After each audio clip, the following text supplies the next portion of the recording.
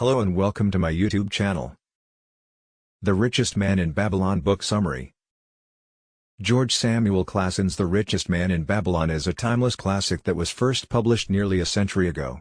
Clason, a former mapmaker whose business suffered during the Great Depression, wrote a collection of fables and parables set in ancient Babylon that are still applicable in today's business and financial world. This comprehensive and insightful book, which was essentially a compendium of previously published pamphlets, was published just 3 years before the stock market crash of 1929 and served as both a source of consolation and a recovery manual for millions of American families during the difficult 1930s. Despite its brevity and novel-like structure, The Richest Man in Babylon has remained in print to this day and is frequently included in relevant reading lists, such as CNBC's 12 Books to Read If You Want to Get Rich or The Wall Street Journal's The Best Book for Investors. Although some may find the book confusing or shallow at first glance, its enduring popularity attests to its enduring relevance and value. Would you like to learn more about why this book is still relevant and appealing today? Keep listening. The Richest Man in Babylon by George Samuel Clason tells the story of two friends living in ancient Babylon, Bansir, a chariot builder, and Kabi, a musician, who are both skilled in their professions but struggling to make ends meet. Bansir, in particular, is feeling disheartened as he cannot provide his family with the finer things in life despite working hard. Kabi suggests that they learn from others who have acquired wealth and mentions an old friend, Arkad, who is now the richest man in Babylon.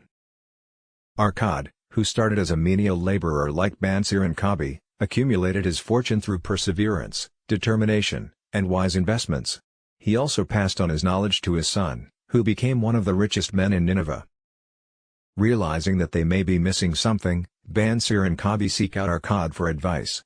Despite his wealth, Arkad is happy to offer his wisdom to his friends for free.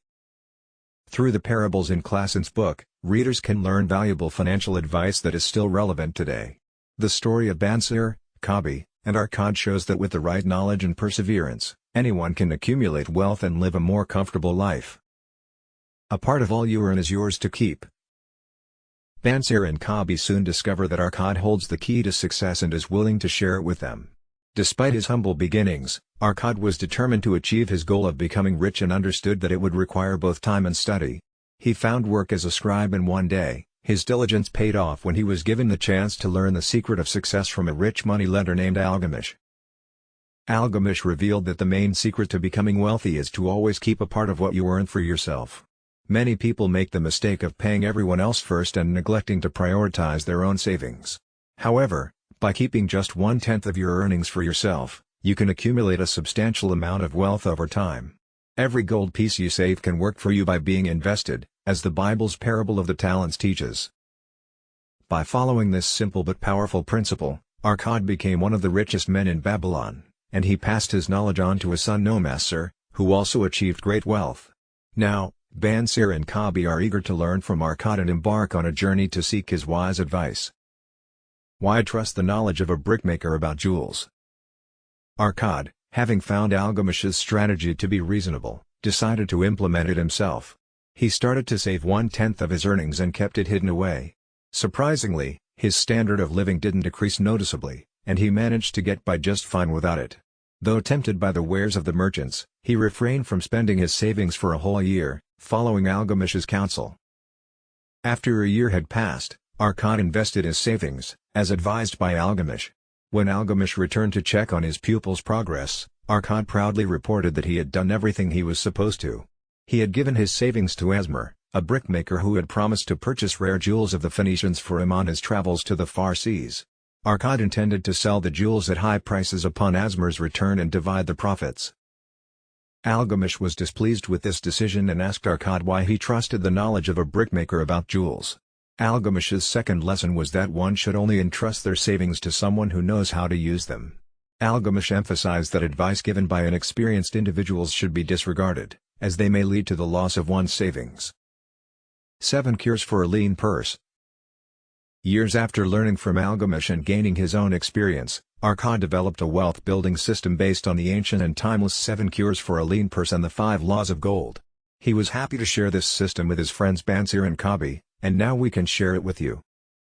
The first cure is to start saving and pay yourself first. Save 10% of your annual income, and by the end of the first year, you'll see the results. The second cure is to control your expenses and live below your means. The rich are usually rich because they don't live luxuriously. Luxuries often become necessities over time. The third cure is to make your money work for you and invest wisely. Treat your money like a slave and watch it multiply. The fourth cure is to invest only in things you understand and avoid get-rich-quick schemes. Do your research before investing and don't be misled by romantic desires. The fifth cure is to buy a home instead of renting and make it a profitable investment by setting up your business inside it. The sixth cure is to plan for retirement and prepare for the future. Save for yourself and your family, because you never know what the future holds. The seventh cure is to invest in yourself and never stop learning. The more wisdom you have, the more you can earn, and the more you learn about your craft, the richer you'll be. The 5 laws of gold. The 7 cures for a lean purse, as mentioned earlier, are timeless because they are rooted in the 5 laws of gold, which are unchanging. We present them to you below with minor modernizations to their language. 1. Gold comes to those who save at least 1/10 of their earnings to create an estate for their future and their families. 2. Gold works for its wise owner who puts it to profitable use, multiplying like the flocks of the field. 3. Gold stays with the cautious owner who invests it under the guidance of those who are wise in its handling. 4. Gold leaves those who invest it in unfamiliar businesses or purposes that are not approved by those skilled in its management. 5. Gold disappears from those who seek impossible earnings, follow the advice of tricksters and schemers, or invest it based on their own inexperience and romantic desires. Amidst a multitude of deceptive financial schemes, it is truly refreshing to discover a book on wealth management that prioritizes honesty and practicality above all else. That is precisely what makes Clason's timeless masterpiece, The Richest Man in Babylon, such a valuable resource for readers of all ages and backgrounds. As the Los Angeles Times notes, it is both an excellent graduation gift and a must-read for even the most seasoned investors. While it may be primarily a collection of common-sense financial advice, its straightforward approach is what makes it so great. Please hit like and subscribe.